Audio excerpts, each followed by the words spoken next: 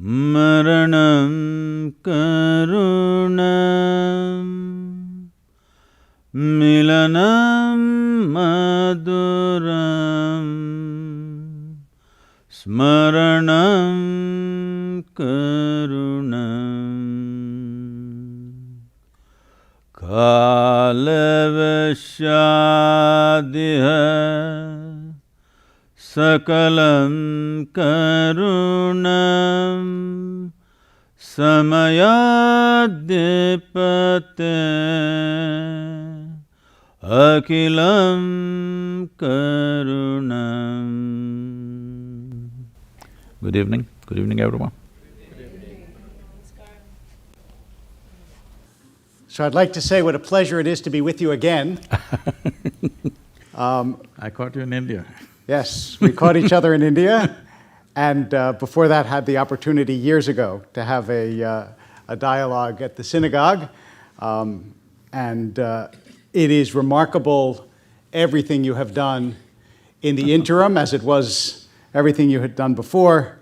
I was listening to the parade of influentials, and all I want to say is it's much more impressive to be among the most influential people in India, because there are only about 15 Jews, but there are a billion Indians. So to be among the 50 most influential people in India really is an achievement worth noting. What strikes me, and the first thing that I want to ask you about before I get into specifics, is the enormous range of the things that you are both passionate about and influence, that go from, even though all the source may be internal, but they're very much about the world, about the environment, about human flourishing, about poverty, about all the, what we think of as social causes, and therefore in some sense external, but primarily, of course, your life is about the internal life. So can you tell us how it is, first, that you have such a range, and second, is there anything that you say no to? Well, I have no many passions. My passion is very one-pointed. My passion is for life and everything related to life. Till now, I've not done anything not related to life. So, it's very unifocus, just life. When you handle life, there are many aspects. Different people are engaged with life in different ways, so inevitably you get engaged with all that. Do I say no to anything? Time and resource makes me say no to many things. Unfortunately, I would not like to say no to anything, but time and resources make you say no to many things that you would like to do. What would you like to do? My thing is just this: we as a generation of people, in many ways or in every way, we are the most empowered generation ever. Well, just 100 years ago, with the same capabilities like all the ladies are focusing their phones on me, if they had just this one thing 100 years ago, people would think you're superhuman, yes or no? Hello? If you had the same phone 100 years ago, you could claim that I'm a superhuman being, you could claim you're the messenger or himself, people would have believed. Because that is how empowered we are.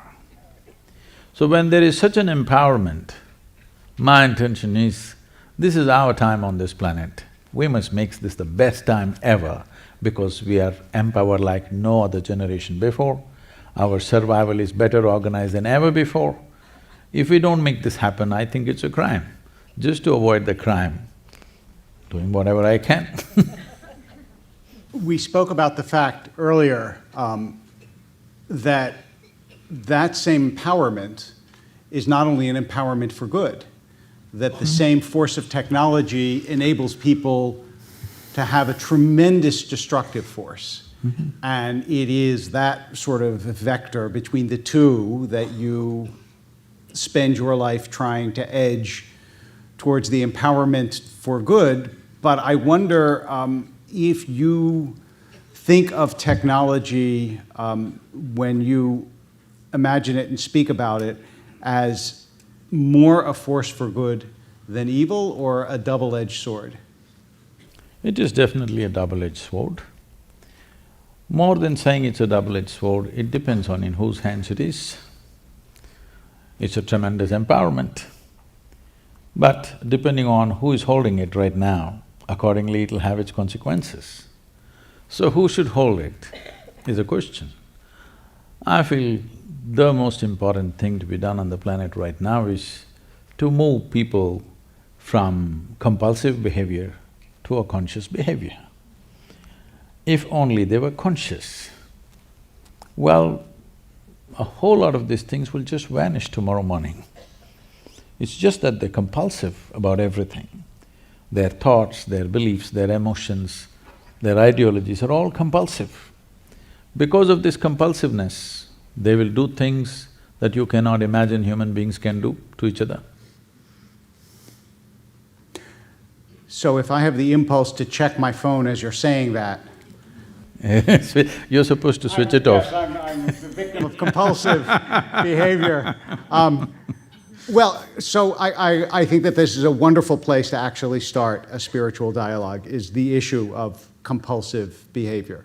Because there are compulsions that rule our everyday life in small ways. I know people that wash their hands hundreds of times a day, or check their phone. What's their profession? What's their profession? It is irrelevant what their profession is. Compulsions know of no external reasons, they just are. Or they check their phones all the time.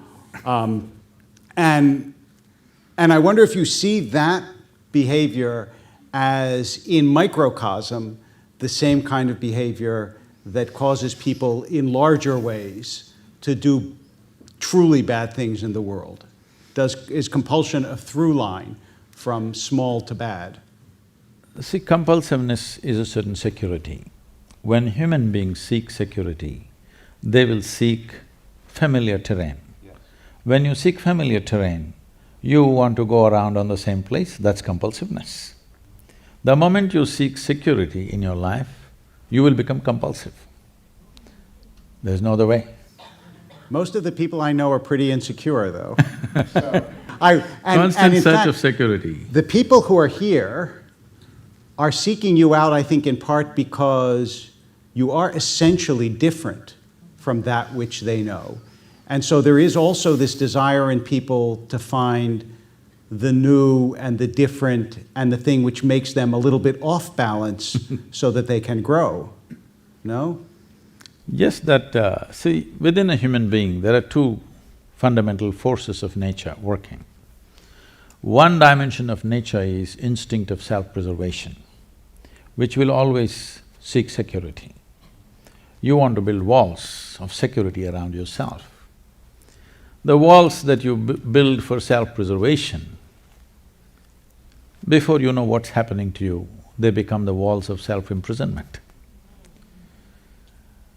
So, in search of security, people try to create certainty. Certainty is only possible in death. Life is never certain. The moment they seek certainty, without knowing why, their face becomes grave. That's a good word, you know. It's a pose for the grave. Yes. So a whole lot of people, if you just go out on the streets, well, most of the people are well-to-do. Even those who are homeless are reasonably well-nourished compared to the rest of the world. Pretty well-nourished, I would say. So people are driving their dream cars with a grave face, like it's the end of the world. When you look at them, you think maybe tomorrow is damnation day or something, because their face speaks like world is going to end. That's the kind of expression they have on their face. Why this is happening is, these two dimensions are not against each other. That is, there is one dimension which is seeking self-preservation. There's another dimension within you which has a longing to expand. It doesn't matter who you are, what you are, you want to be something more and something more. Even if I make you the king of this planet, still you will seek the stars and the galaxies. This is the nature of the human being. So there is one dimension of you which is seeking security, there's another dimension of you which is seeking limitless expansion. So these two things within the human intellect has become a conflicting process, but existentially they are not conflicting, because when we talk about preservation or self-preservation, the only thing that needs to be preserved about any of you is your body. Because if you break it, you can't recreate it. So we must preserve this, it's important. But suppose today I trample on all your thoughts, your emotions, your ideas, your beliefs, your philosophies, everything, I break it right now, what's your problem? Next moment you can create a whole set of everything. But right now if I step on your thought or emotion, the pain that you go through is much more than when I step on your foot, isn't it? And that is because your identity has become so physical. You have turned your thoughts and emotions, everything like physical existence. Now, everything in you wants to build a wall, not just physical self-preservation, you want to preserve your thought, you want to preserve your emotion. You could as well be in the grave, I'm saying, you'll be pretty well preserved. You could have gone to Egypt. You know, some of them are preserved for 1,000 years. So preservation is only for the physicality, we have to protect this body, there is no other way. But why should your thought, emotion, ideologies, beliefs need to be protected? Every day if they're trampled down, tomorrow you can come with a fresh set of everything, isn't it so? But no, we have made such investments.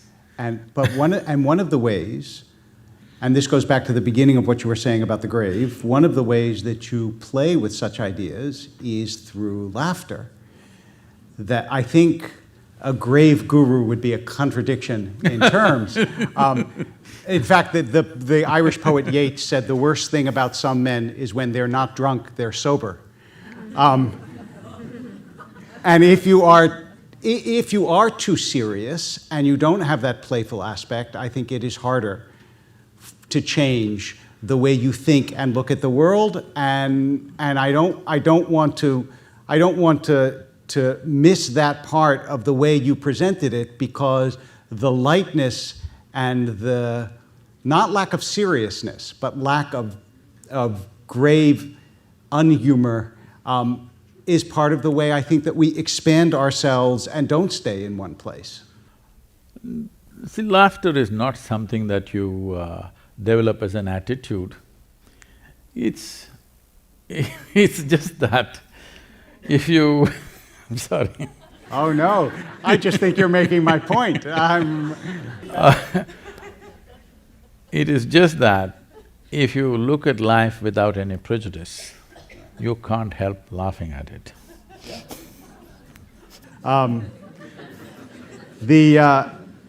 The second part is, I think that, you know, when I speak to our high school students, I always tell them that the indispensable quality to live a good life is courage.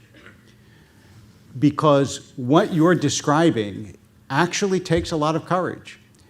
It's not easy to be able to change your ideas. It's not easy to be able to change the pattern of your life, and you have to have a certain amount of courage to allow someone to trample on your ideas, because fear is a very powerful motivator in that drive to self-preservation. See, we have given lots of significance to various psychological modes and moods that our intelligence takes. We can call it fear, we can call it courage, we can call it love, we can call it hate, but it is just different shades that your mind takes at different times. All this is only because it is in constant compulsive reaction to something around you. In reaction, if somebody is nice to you, you fall in love with them. If somebody is nasty to you, you hate them. Like this, in reaction, so many things are happening. This is a psychological and social phenomena. This is not an existential reality. Love is not an existential No, reality. it is what's happening within you, it's your emotion. What is it? Give me an existential reality that doesn't happen within you. Well, life is. You're alive right now, this is existential. Well, it's pretty in you, though, the life, right? I mean, I don't know, the modes of life, the only thing that I have a problem with in the way you said it is you said it's just the way your mind. And it seems to me that… Let me put it that this love way. is a profound reality in people's lives, as is thought or learning or all these things that may seem transient but are in fact, I think, deeply rooted in the human experience. Let me come to that. So it's like this. If your body becomes pleasant, we call this health. You want it? Yes. Hello? Yes. If it becomes very pleasant, we call it pleasure. You want it? Yes. I got a bigger yes for that than health. If your mind becomes pleasant, we call this peace. If it becomes very pleasant, we call it joy. If your emotions become pleasant, we call it love. If it becomes very pleasant, we call it compassion. If your very life energies become pleasant, we call this blissfulness. If it becomes very pleasant, we call it ecstasy. If your surroundings become pleasant, we call this success. Only for success, only to make the surroundings pleasant, there is a challenge because you need the cooperation of all the forces which are here. But to make my body pleasant, mind pleasant, emotion pleasant and energies pleasant is 100% my business. But right now, what is entirely your business, you're trying to handle it like a social phenomena, so it looks so complicated and all the problems associated with it. But actually, you being peaceful, you being loving, you being joyful, every human experience happens from within you. Whether it happens with external stimuli or its own self-start, this is the question. What I'm asking you is, you remember, maybe you don't, you're still a young man. See, that was pleasant. So, if you had a car in 1950s, you would park it on the slope and in the morning you need two people to push the car. Later on in 60s, crank start, you need one more person to help you.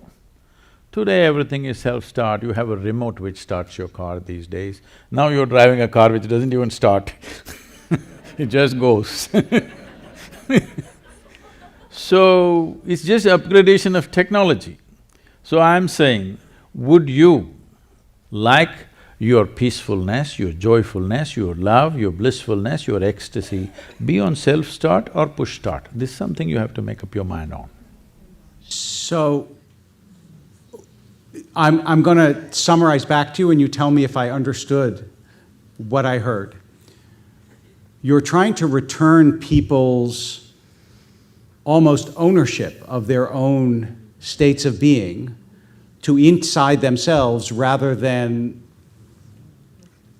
assume that they have to come from the outside or rely on the outside for them to feel the way they feel. This is part one, is that correct? I would just change one word in that question. It's not a state of being.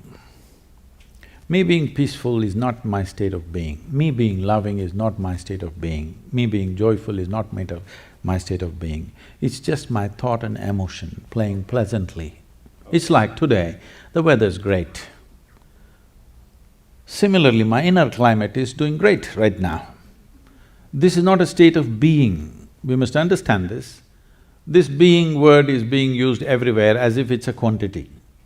People say, this being, that being. Being is not some kind of a quantity. It's like I'm speaking. This is an activity. This is in motion. Only if I speak, there is speaking. Only if I walk, there is walking. Only if I be, there is being. Well, you be. Huh? You be, though, right? And so I'm not fully persuaded yet by that distinction, but nonetheless, what is interesting in part is that you do actually spend an enormous amount of time and energy, though, trying to make the external world more pleasant for people. The best example is the River Project, which is a remarkable accomplishment and enormously ambitious, and all about making the external world better. So just ensuring that tomorrow our children have water to drink, is it very ambitious? It is today. I mean, you wouldn't think so, but the scale of work that That is there. There is a scale because there is a scale of disaster unleashed by people. But otherwise, to look at it simply, ensuring that there is water for your children to drink, is it very ambitious or is it very natural? People have become so unnatural that they don't care tomorrow's generation whether they have water to drink or not. So, I think it's very natural, it's very human for you to respond to these things. But the essence of work is not in that. These are unfortunate needs of our times in which we exist. If I was here 100 years ago, I wouldn't be talking about rivers for sure. So rivers are not my project. Unfortunately, I see a disaster unfolding, so something has to be done about it. When I just stepped out, this is a 30-day journey where I drove 9,300 kilometers personally myself, and we had 142 events in these 30 days and 182 media interviews, and 162 million people responded. The largest ever movement on the planet. 162 million people responded to this, and we changed the policy. The government policy towards rivers has been changed in India because of this Rally for Rivers. Yeah, I think that deserves, yes. No, it's okay. But the important thing is this, why that many people responded? People were asking me, Sadhguru, you got the whole nation together, all the opposition parties, all political rivals, everybody came together for this one thing. I said, see, when I look at it, everybody knew this needs to happen. But they need a fool to bell the cat. They found me.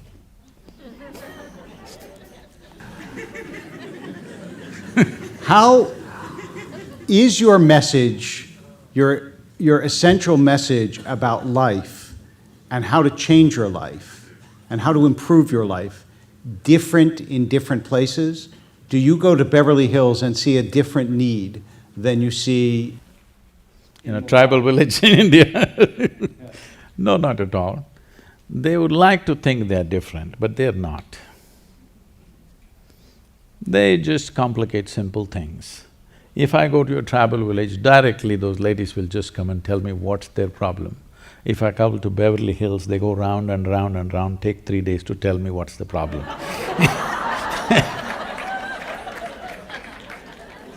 Welcome to my hood, Sadhguru.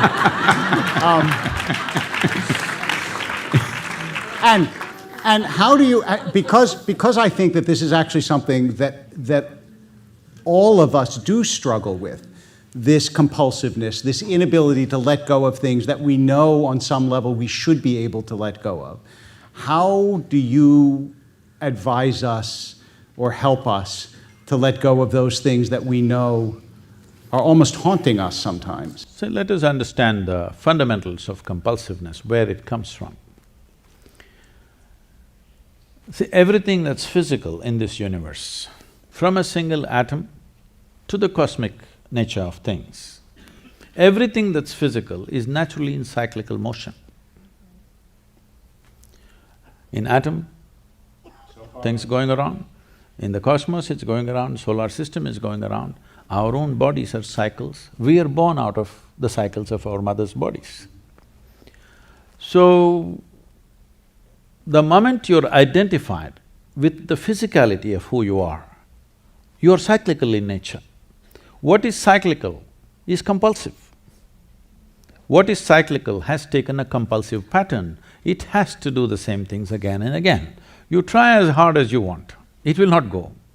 You will give up one and hang on to another. I hope with a Jewish rabbi a joke is allowed. A Jewish rabbi, actually, a joke is mandatory. Yes, so. okay, that's good. This happened. It once happened that Shankaran Pillai was working in an office and his office colleague asked for a lift, a woman, a young woman. So he took her in the car and he was driving and suddenly he became like an octopus, that his limbs were all over her. So she pushed him away and said, "You fool, I thought you were a decent fellow.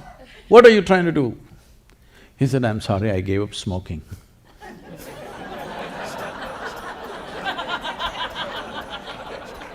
So, if you try to beat compulsiveness with force, you will switch from one cycle to another cycle, another cycle to another cycle. It keeps happening. Fundamental thing is this, you are so strongly identified with your own physical nature, inevitably you will be cyclical, do whatever you want. So this is why what spiritual means is that your experience of life becomes… something within you becomes larger than your physicality. Physicality includes your thought and emotion. This is… Yes, no, I mean, what I was going to say, two things. First of all, I think when people talk about whether they're religious or not religious, I actually don't believe that's the distinction. The distinction between people are materialists and non-materialists. That is, those who believe that non-material things are real and spiritual realities are real. And the reason that I bring this up in part is because I know that one of the things we had talked about addressing is the question of mysticism. And it seems to me that both our traditions share a belief that the world that you can see and touch and feel is not all there is. And just now, as I understood you, you were appealing to the non-physical parts of ourselves as a sort of antidote to the over-reliance on the physical part of cyclical compulsiveness. See, it's not a question of… Just say yes to one of my questions. Tell me right, you got it right, Rabbi. I'm working here. Yes, but…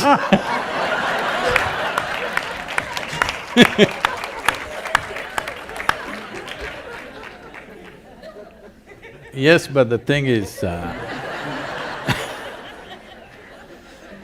it's not something that we have to believe in. See, none of us were born like this as we are. We came like this, we became like this. This is just accumulation of the food that we've eaten, or it's just a piece of the planet. Most people don't get this point till you bury them. Even that in Los Angeles I feel is difficult because I heard they're being buried in a concrete vault. So even in burial, you will still not know that you're part of the earth. So this is something that you gathered. Anything that you gather, at the most you can claim is yours. You cannot claim it's me. I can say, this glass of water is my glass of water. But if I say this is me, you know that I'm a case. You know for sure. So if you say this is my body, yes, it is right now, till we bury you. But if you say this is me, you're a case. Your only comfort is everybody around you is a case.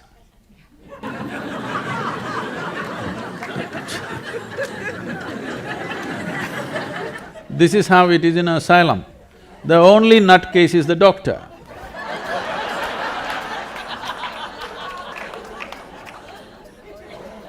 How do you shift that perspective, though? How do you learn to see yourself as continuous with everyone and everything? So it's like this. I'm agreeing with that. We're good, we're good. See, this is my body, that's your body, distinctly separate, at least right now. Till both of us are buried, till then, this is my body, that's your body, very clear. This is my mind and that's your mind, very clear. But there is no such thing as my life and your life. There's no such thing. This is like, I'm sure at some stage in your life, when you were in school at least, you blew some soap bubbles, huh? So that's my bubble, this is your bubble.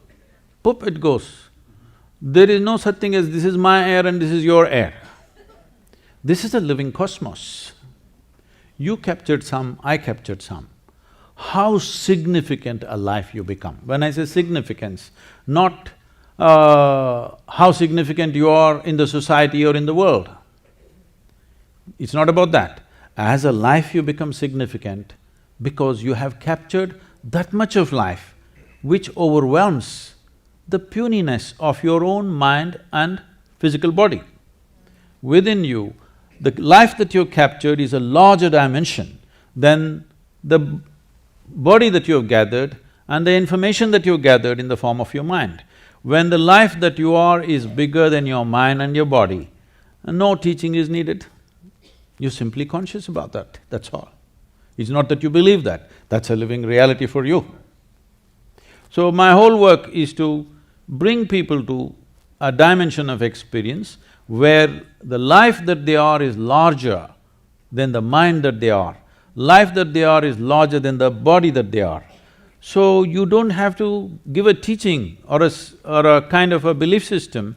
Naturally, what is most dominant becomes you, within you. And the way that you bring people to that dimension of being or dimension of existence is… See, as there is a science and technology for external well-being, there is a whole science and technology for inner well-being. The problem that happens in every tradition is, over a period of time, generation after generation, it gathers moss. So much frill it gathered, nobody knows where the skirt is. There was a French Catholic writer, Charles Piguet, who said everything begins in mysticism and ends in politics.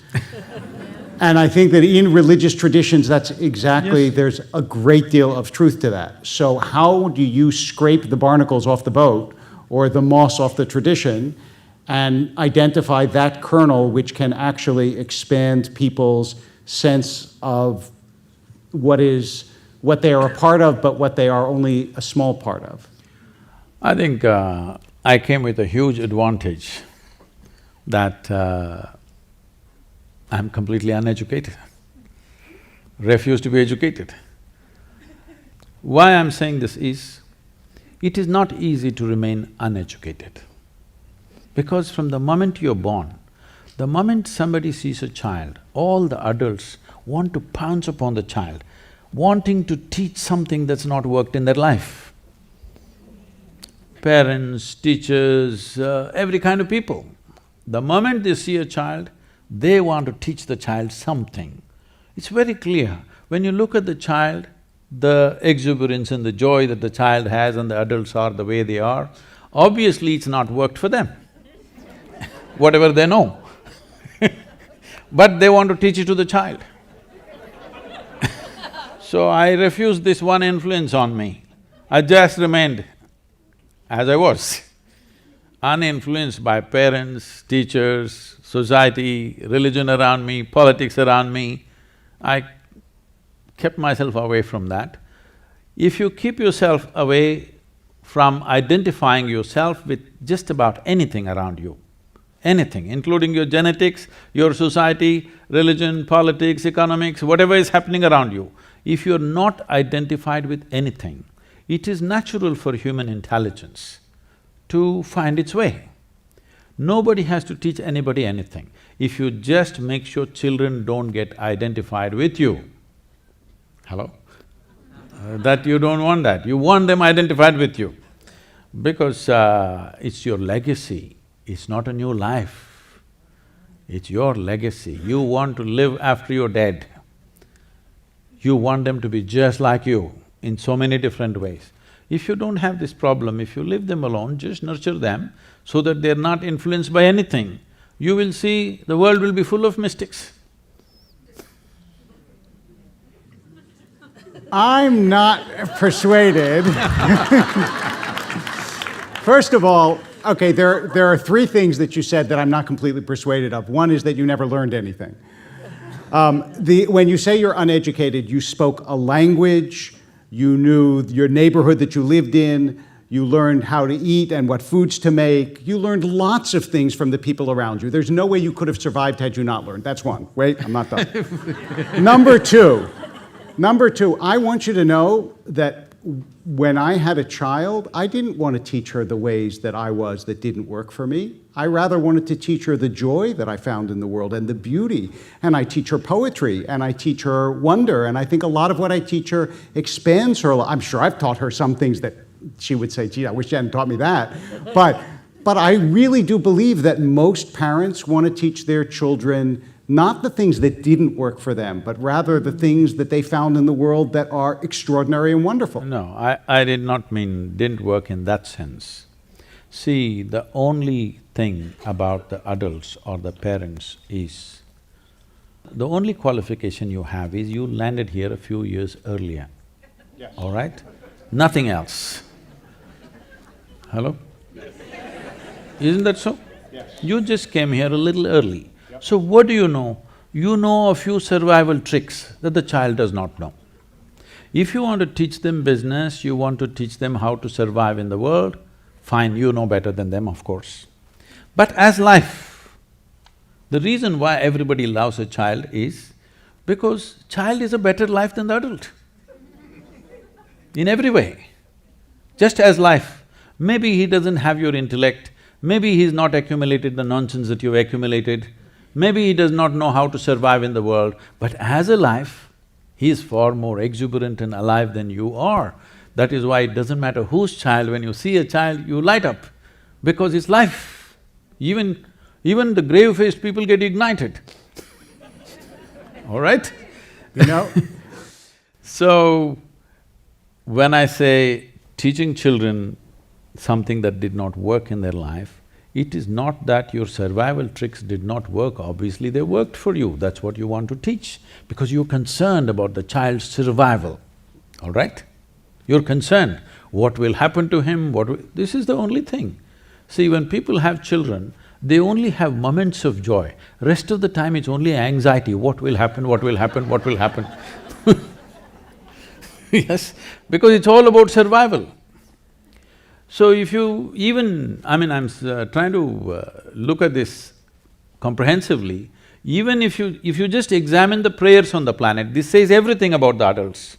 95% of the prayers on the planet are just about, dear God, give me this, give me that, save me, protect me. Does it sound like survival or divine expansion?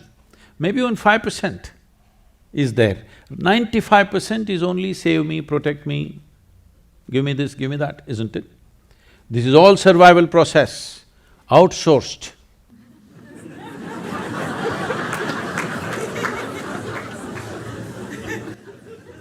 Well, yeah, I admit that you are the first person that I know who preaches a desire to uneducate people. And I understand what you're saying, that there is a pure life to a baby, but I don't believe that pure lifedness can exist in an adult the same way it does in a child. I said the same way that it does in a child. No, look, you're a man, in all seriousness, you're a man who has political savvy, you've written books, you travel and speak. There is a certain sophistication to your lack of sophistication that I think is quite right. That seems to be pretty clear. I'm not suggesting, oh, you're just like everybody else. But I also think that maybe you are overplaying the extent to which No, let me civilization, make this clear. I civilization understand is a bad idea. No, no. I think it's usually a pretty good idea, often. No. Civilization is organization of basic human intent, just an organized structure. But organization can also get suffocating for the growth No question. of an individual life. Yes. When you are 5 years of age, let's say, when all of you were 5 years of age, how joyful, exuberant and alive you were, and how you are today, though for all of you I can see life has worked out very well, better than you would have imagined for many of you. In spite of that, compared to how you were 5 years of age and today how you are, has it gone down or not? See, I want you to understand, with age, only physical agility can go down, aliveness need not go down. Hello? So are you trying to die in installments? That's all I'm asking you. It seemed foolish to do it all at once, so I thought I would do it gradually over time. But what I would say is, also, I'm not sure that I would privilege aliveness over everything else, because I might be less alive than I was when I was 5 years old. But I wouldn't go back to being 5, because I have so much now that I did not have as a 5-year-old, and some of it, like sad memories, ways in which I've hurt other people, ways in which I've hurt myself, some of it is stuff that may diminish my life, but I also think has made me wiser, broader, more empathetic, more sympathetic, deeper, all of those things. So I don't see this as a one-way street. See, essentially, you are trying to, prescribe some amount of suffering for everybody so that they become wiser. No, I'm saying that a certain amount of suffering is inevitable, and once it happens to you, I'm not sure, you wouldn't choose it, but I'm not sure that once it happens, when you look back on it, you would say, it didn't actually allow me, in some ways, to deepen myself. I don't think that that's unfamiliar to your religious tradition. It certainly isn't to mine. No, I was just about to clarify that. When I said I came with an advantage, I did not belong to any tradition as such. I did not identify with any tradition, nor they could put me into any tradition. This is all I did. I did not identify myself with anything. Just to tell you to what extent. I was around maybe 12 years of age, and in India, our mothers and parents generally, they're not given to everyday profess, I love you, this and that. There is no verbal expression of love. They live for us. We know the question of whether they love us or not doesn't arise because their lives are about us. So, it never occurs whether they love us, don't love us, such things don't even exist. It is just their lives are dedicated to us, so we know they live for us. So, when I'm around 12 years of age, some tender moment and not exactly I love you, but in some way she expressed her affections towards me. I'm in that mode at that time, struggling, that I made sure that I don't belong anywhere, but at the same time I'm extremely involved with everything. So I just asked… it was a natural question for me. I asked her, suppose I was born in the next house, would you still feel this way about me? She just teared up. I didn't know what I said wrong. I thought I just asked a question. But somehow she just teared up and went away. And after 10 minutes she came back and she did something very strange. She came and touched my feet and she was all in tears. I didn't know what to say. I said, what did I do wrong? I just asked a question. But when I look back later on, when things changed within myself, I saw that she saw the point, she got it in such a profound way, because it is true that her affections are simply because I am her son, not as a life, not as just another being. If I was somebody else, she wouldn't feel the same way. When she realized that, she just kind of, an expansion is also cracking up, The eggshell has to crack for something new to come out. So, I just kept… See, if your intelligence is not aligned or associated or identified with anything, it is natural for human intelligence to seek relentlessly. Seeking relentlessly means without any purpose. See, the difference between… because you mentioned the word mysticism, the difference between mysticism and other ways of doing things is, everybody is trying to find something. A scientist is trying to find something. Somebody who's walking the street right now is trying to find something of their own needs.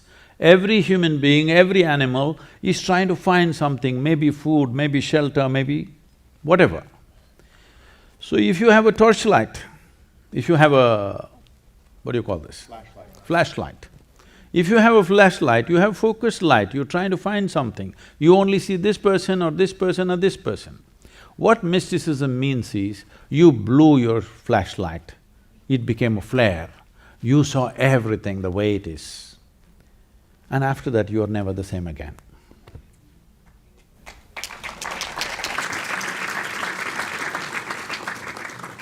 Some people in the group, to hear you, have sent up some questions, and I'd like to ask you some of the questions that were… many of which touch on themes that we have talked about. We talked about death. Do you believe… I know you don't like the word… I do, I will die. That there is an afterlife? Oh, okay. I thought you were going to ask me whether I will die or not. I will. Not, God willing, for a long time.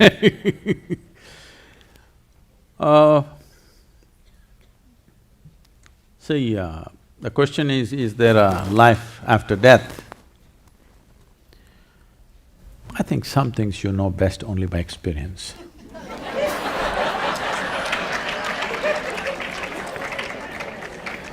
But we've already gone through this.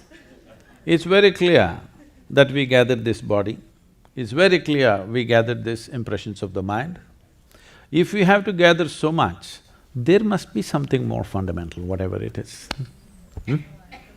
Something must be more fundamental than physical body and the mental structure. So, essentially, the question that you're asking is not about what happens after death. The question that you're asking is, what is the nature of my existence? Is it not very important that you should know this here, now, when you're alive? So if I tell you, yes, there is life after death, if it is comfortable for you, you believe me, or you will disbelieve me. If you believe me, you will not get any closer to truth. If you disbelieve me, you will not get any closer to truth. All you will have is, you will have a fancy story to tell. Sometimes pleasant story if you believe, if you disbelieve, a nasty story about me. But nothing about your experience of life will change, isn't it? You can believe what I say, you can disbelieve what I say. So I will never put anybody into that obscenity that they have to believe me or disbelieve me. All I'm doing is, where your experience is, stretching it to the next level of experience. Once you taste the next level, I am 100% guaranteed you will want to taste the next and the next and the next. I have no this thing about it. Today, millions of people are following without promise of something elsewhere, no promise of anything. All I'm saying is, see, generally you can gather people if you create an enemy. If I say all your troubles is because of these people, then I can gather all these people. But this entire thing is about, there is only one problem in your life, that's yourself. In spite of that, people have gathered. Hats off to the people, because that much sense has dawned on the planet. And if you had that child before you, and you could give them advice for life before they've been educated out of it, what would you tell them? I think the best thing is, I tell you how I raised my own girl. So, when she started traveling with me when she was 3.5 months old, me and her, just two of us driving a car and traveling across the country with a little baby bundled up and one hand on the thing and my right leg is always heavy.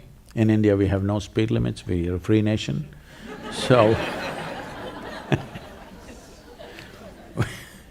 this freedom is extended, people drive on both sides of the street and whichever way, they're testing my mystical powers. Some of them are busy testing their horoscopes. You know, somebody has told them you will live to be 80, the guy is testing it out today on the street, whether it works or not. All these things. So, I'm constantly in new homes and, you know, with various families, wherever I go, I'm crisscrossing India at that time, driving an average of 125 to 150,000 kilometers per year. This is the time I'm building Isha Foundation across the country. So, this girl grew up like this, largely in the car, in many homes. So then I saw adults were so interested in teaching her something. If the child… they see the child, A, B, C, 1, 2, 3, Mary had a little lamb, they will start. I said, nobody will teach her anything. No ABC, no 1, 2, 3, no Mary had a little lamb. Then they said, this girl won't even know how many fingers she has. I said, I don't care whether she knows how many fingers she has or not, as long as she knows how to use them. She thinks this is a million, what's my problem? She knows how to use them.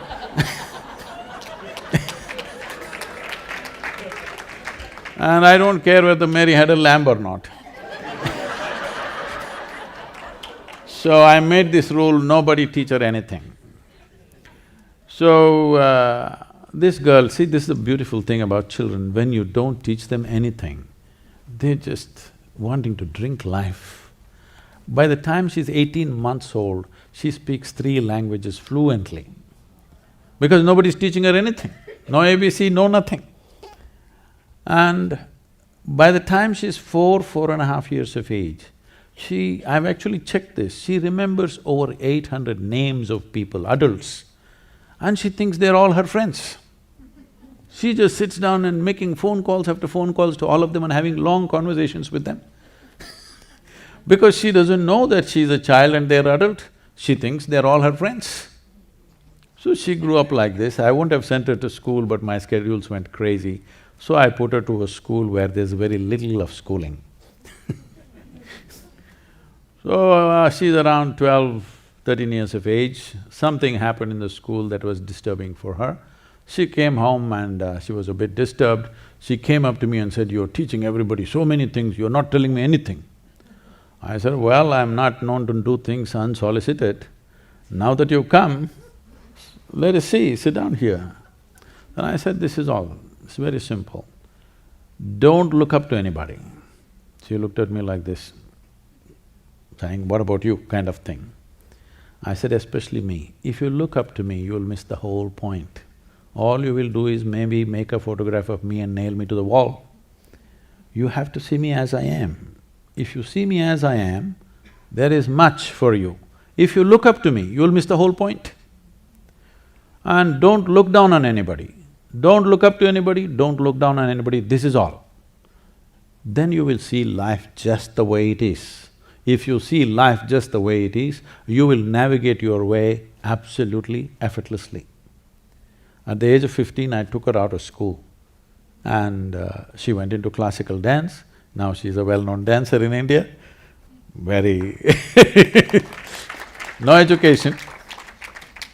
That's a time when, all her friends in school, somebody is going to Harvard, somebody is going to Stanford, all this. She said, I want to do law in Harvard. I said, see, just don't go by this, I'll take you around a journey. So I traveled, I took her to Oxford, Cambridge, Harvard, MIT, West Virginia University, Stanford University. I said, see, this is what you got. Just spend time. And then I took her to this very traditional dance school. And the way the children were, she sat there and she wept.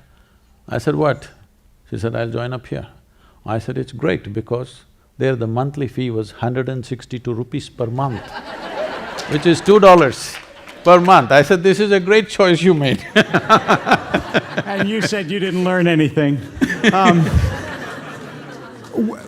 I had asked you this actually earlier because I really want to understand, and I don't understand, the conception of God that you have, or gods that you have. And we had talked about it before, and I wonder if there's some way that you can explain to us how you think or how you understand God, gods, the divine. Do you have a conception of that? And if so, what is it? So when we say conception, we are referring to concepts. When we say concepts, obviously they're constructed in our minds, whatever our concepts are. Probably you're referring to the 33 million gods and goddesses of India. These 33 million happened when our population was 33 million. Since then, because of Western influence and Western education, we've become little shy of creating gods. We must understand this. In India, in the northern part of India, these terminologies have been lost because of invasions and the kind of beating that northern India has taken over a period of time. But in southern India, still, a deity or see, the word God doesn't belong to India, we don't have such a word actually. There's no the God word anywhere. We call them Bhagwan. Bhagwan means a blessed being. That's the highest word we kind of have, there is no the God word anywhere. So, these deities are referred to as yantras.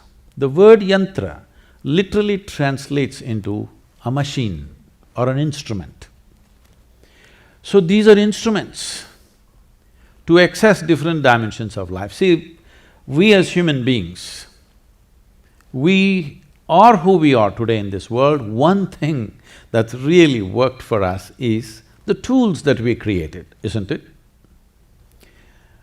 For example, maybe many of you've seen, I think there was an image of that in the video. There is Dhyana Linga, which is called a temple. It's called a yogic temple or a multi-religious temple. When I'm speaking, if I refer to the Dhyana Linga as a tool, some devotees get very hurt. Sadhguru, don't call it a tool, it's more than our life. I say, that's fine. If you think I'm offending you by calling Dhyana Linga a tool, you do one thing, you come to the yoga center, I'll give you plumbing job, 3 days. You do it, I won't give you any tools. Just with your bare hands, you can use your teeth. In 3 days' time, all your nails will be gone, some of your teeth will be gone. Then if I give you a spanner, will you worship it or no? Hello? Yes. It's the tools. It is the tools. Right now, I'm speaking here, it is the instrument called microphone which is really speaking to you. Otherwise, if I spoke here, these 10 people would hear, the people behind would poke them and what did he say, what did he say? They would say whatever the hell they wanted to the person behind. This is how it happened in ancient times. Because only these 10-15 people heard. See, today microphone. Why? Because we can speak. To enhance speech, we got microphone. That is not good enough, we made a telephone. We have vision, so we made a microscope, we made a telescope. Because we can walk, we made a bicycle, we made a car, we made an airplane, we made all kinds of things. If you were made like a tree, rooted to one place, would you have thought of a bicycle, I'm asking? No. Because every instrument or every machine that we have created is only an extension of our existing faculties.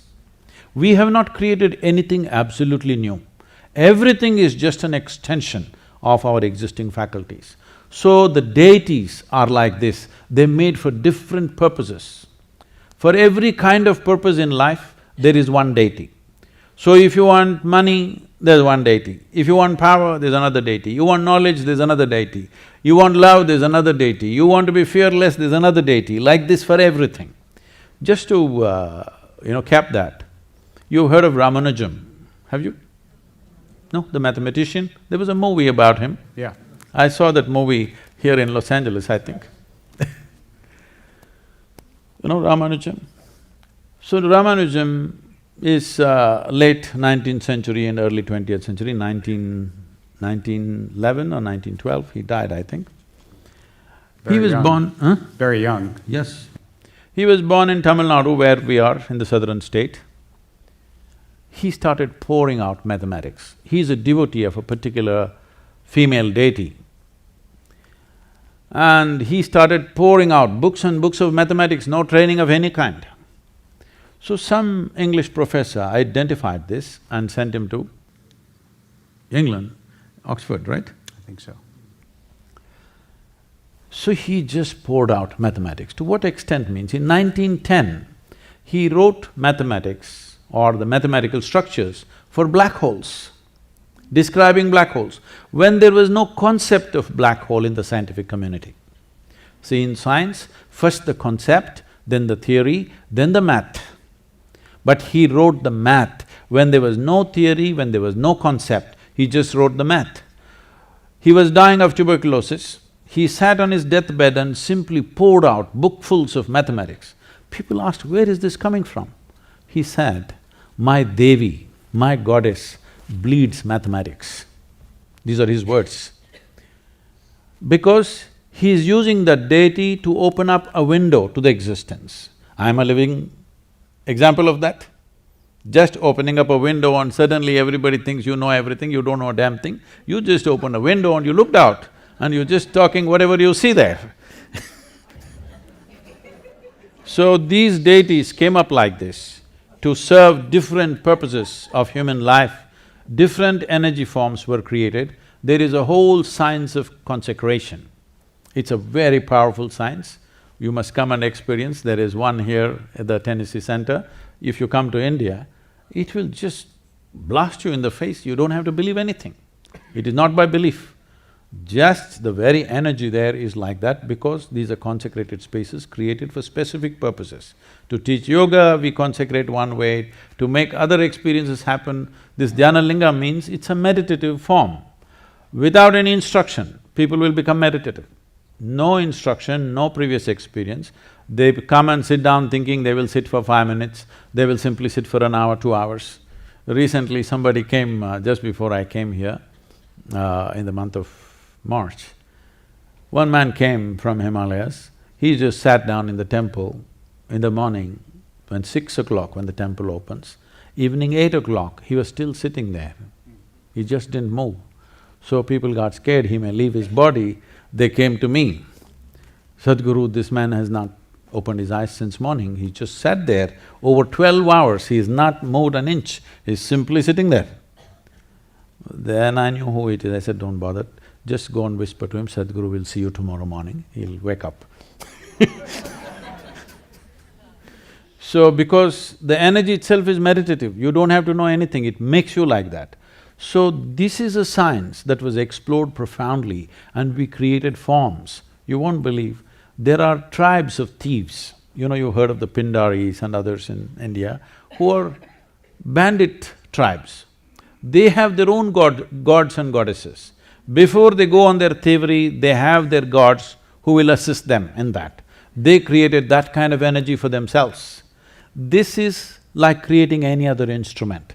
You have a science and technology, you can make wonderful life-saving instruments out of it, or you can make a gun out of it, you can make anything out of it, you could have made anything out of it. So people made various deities for different purposes in their life.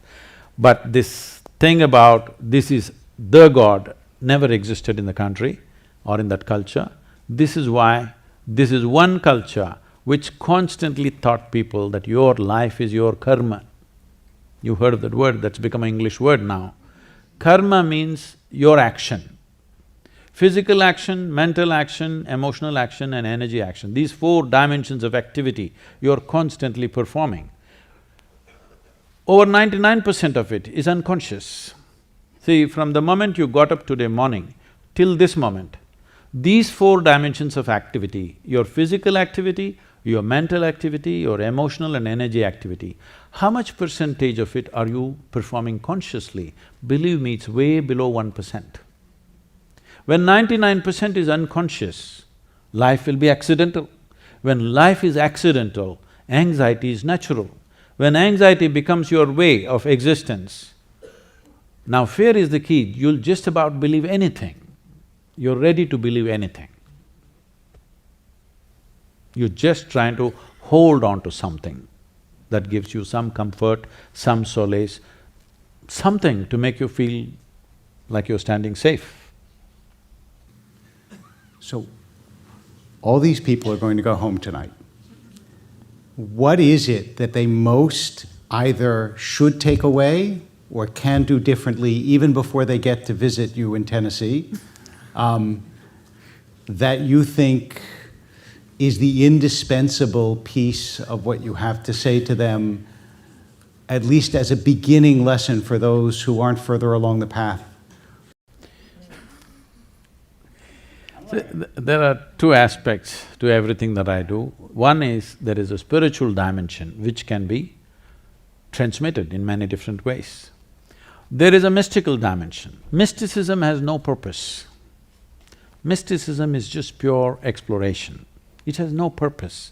But this is the nature of human intelligence. Even if there's no purpose, this intelligence wants to know. This is the nature of human intelligence. If you release people from their daily concerns and fears, believe me, every human being will want to know everything in the universe. Right now, their day-to-day nonsense is keeping them busy. Their psychological and physiological drama is keeping them busy all the time. If they had no concerns, everybody would pay attention to everything and want to know everything. Mysticism has no utility. It is simply like pure science, you just want to know. Well, your life becomes profound, but it has no application as such. How can I go out on the street and use my mysticism? There is no such thing. Spiritual process has a certain use to your own emancipation, your own liberation, your own freedom that you achieve within yourself. In that sense, if you must take away because we are in America, you must take away something. When you die, what will you take away? I want to know. Hello? As you said, we'll find out when we get there. I don't know. So, if you must take away, tonight before you go to bed, spend at least 12–15 minutes reminding yourself, you're neither this body nor this mind. Just lie down and just remind yourself, this body is not really you. Do you know, if you live for about 60 years, on an average, most human beings are eating anywhere between 1100 to 1400 tons of food. So that means even what you think is my body is not this, it's changing every day. New input is happening and old things are going away. So 1400 tons, you don't carry that much of weight right now. So obviously, what you have as a body right now is just a transient amount of food and soil, isn't it? Hello? So what you think is mine also is not it is just all the time changing. So at least try this much. What is my body is not me. What I think is my mind is not me. It is mine right now for use, but it's not really me. Just, if you're not able to do it, just link it to your breath. Inhalation, I'm not the body. Exhalation, I'm not even the mind. Just lie down for 12 minutes and do it, till the last moment, till you fall asleep. This is something you must notice. Most human beings, when I say most, I'm very generous with the percentage, 99%. 99% of the human beings never notice that moment when they're slipping from wakefulness to sleep. They will simply go off like that. If they're alert, they cannot sleep. But there is a way to sleep in an alert manner. If you sleep like that, one thing that'll happen to you is, your sleep quota, if you're sleeping for 8 hours, it'll simply drop to 3 to 4 hours just straight away. In synagogue, I sometimes see people sleeping in an alert manner, actually. It's not… No, that's not uncommon. No. That comes with practice. No, that moment when you're passing from wakefulness to sleep, if you can still be conscious, that I am not the body and I am not the mind, believe me, something remarkable will happen. I wanna acknowledge that it is my impulse, and you said this is America, so we have to have a takeaway. It is my impulse to ask you always what to do, and it is your way to talk not so much about the doing as it is about the larger perspective that you're trying to get to.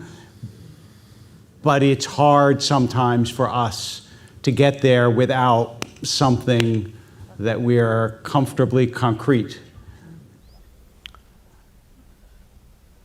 See, what are the instruments to be? That's what people are asking.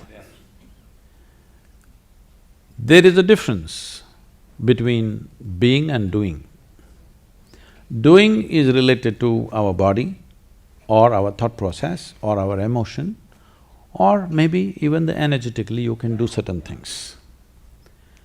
But being is not connected to any of these things because all these things you accumulate from outside. So a dimension which is not physical in nature, you don't do anything with it, there's nothing to do with it. It is just that if you… in your awareness, in your consciousness, if what is you and what is not you, there is a little space between you and your body, between you and your mind. If a little space arises, suddenly this is the end of suffering in your life. Because you know only two kinds of suffering, physical suffering and mental suffering. Do you know any other kind of suffering? Hello? Even if you're an expert in the field, still you don't know any other kind of suffering, isn't it? Physical and mental. Once there's a little space between you and the body and you and the mind, this is the end of suffering. Only when there is no fear of suffering will you naturally want to walk full stride, wanting to know every dimension of life. When there is fear of suffering, you walk half steps. You only want to do what is safe. And there is nothing safe in this world except dying. Life, anything can happen. And on that beautiful note, we want to thank our guest, Sadhguru.